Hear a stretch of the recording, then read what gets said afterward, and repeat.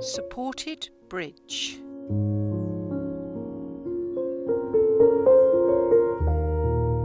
You will need something to put under your bottom, like a yoga brick, a block, or a pile of books. Cushions will be too soft. We're going to use gravity here to elongate the back of your waist. This can only happen in the front of the hip is released. The whole flow is exceptional for those whose postural habit has involved an exaggerated forward tilt of the pelvis, which we call hyperlordosis.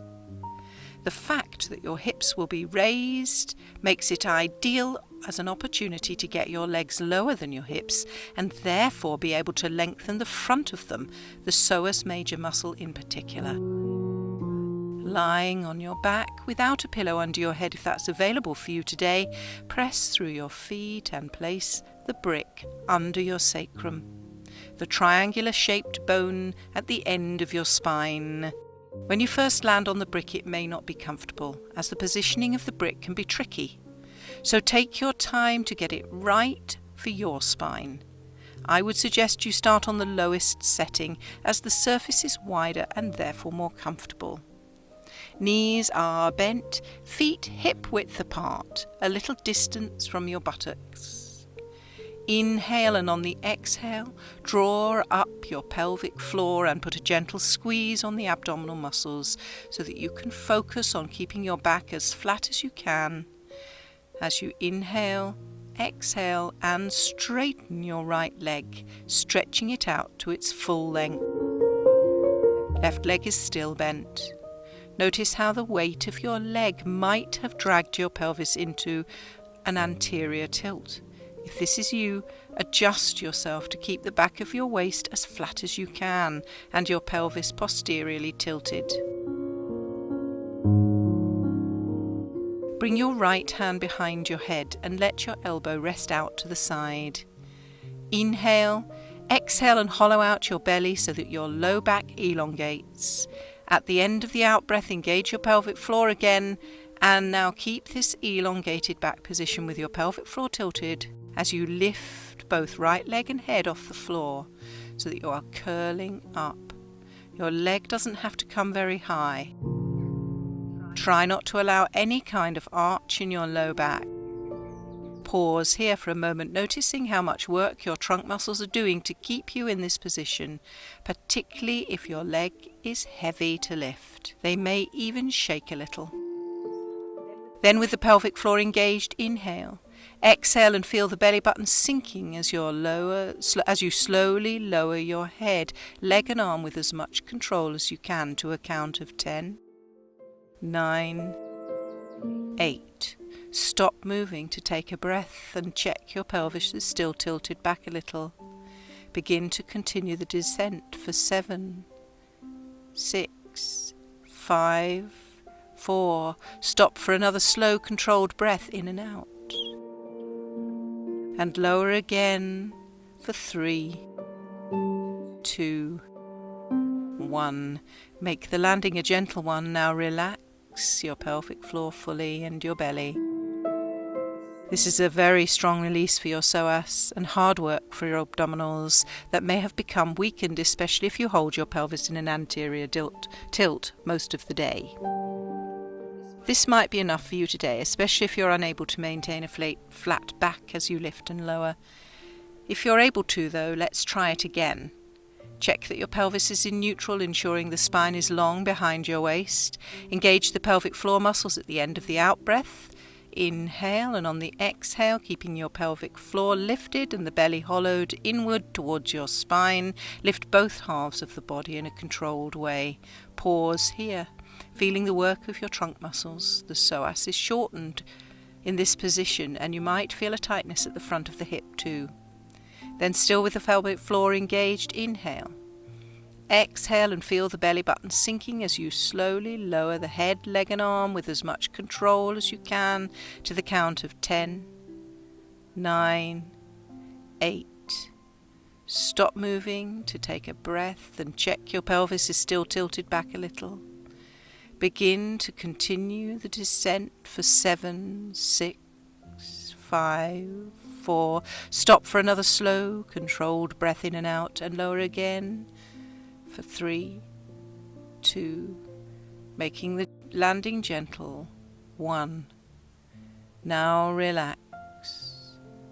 Let everything go, taking your hand out from behind your head and releasing everything. Now let's try the left side. Bend your right leg back up and have your foot flat. If you need to, push through your feet and adjust the brick to become more comfortable for you. Test out the leg a little, try and give it a little lift to see that it isn't digging into your back. Now inhale. Exhale and straighten your left leg, bringing your left hand behind your head, elbow resting out to the side. Inhale, exhale and hollow out the belly so that your low back elongates. At the end of the out-breath, engage your pelvic floor. Keep this elongated back position with your pelvic floor tilted. Inhale, exhale and lift the leg and head off the floor so that you're curling up. Your leg doesn't come high. Try not to allow any kind of arch in your back. Pause here, noticing how much work your trunk muscles are doing to keep you in this position, particularly with a long, heavy leg. They may even shake. Then still with the pelvic floor engaged, inhale, exhale and feel the belly button sinking as you slowly lower your head, leg and arm with as much control as you can to the count of 10, 9, 8. Stop moving and take a breath. Check the pelvis is still tilted. Begin to continue the descent for 7, 6, 5, 4. Stop for another slow, controlled breath in and out, and lower for the last third.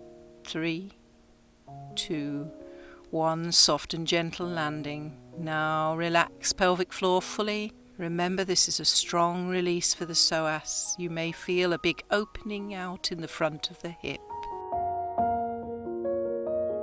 If that's enough for you today, just relax. If you're able to, though, let's try again. Check your pelvis is in neutral, ensuring the spine is long behind your waist. Inhale, exhale and engage pelvic floor muscles as you lift both top and bottom half of the body at the same time. Pausing here, feeling the work of the trunk muscles. Be aware that the psoas is shortened in the front of the hip. Then still with pelvic floor engaged, inhale.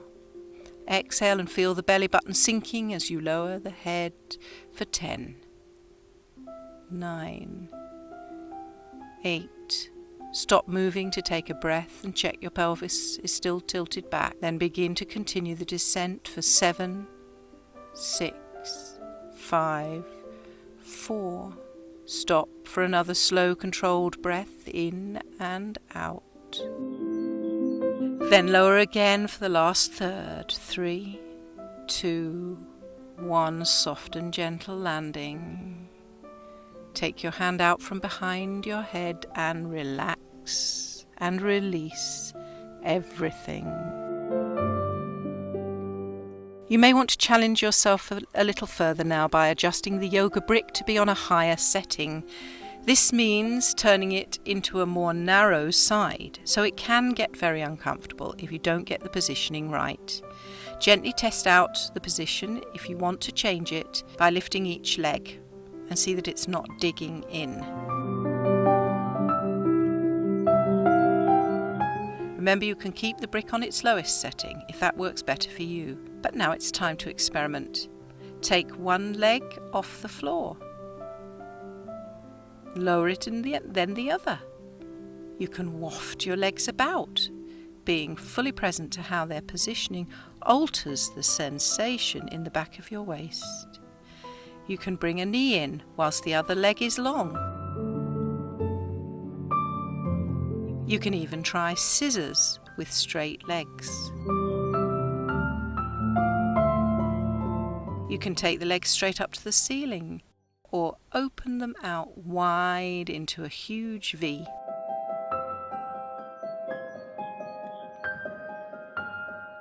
You can bring the soles of your feet together, knees apart, and you can twist like a wingnut from side to side, but be careful you don't hurt your back. Have fun and play with it.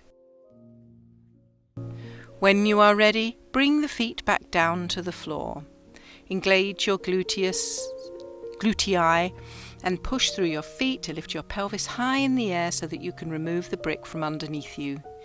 Now we are going to lower your pelvis down millimetre by millimetre for 10, 9, 8, enjoying the feeling of each space between the vertebrae touching the ground, 7, 6, 5, noticing any parts of your spine touching the floor differently, more lightly perhaps, 3, 2, 1. You may be feeling parts of your spine are touching the floor that can never be felt, since your time on top of the brick has allowed the back of your waist to lengthen as gravity has positioned it like a hammock between the brick and the floor.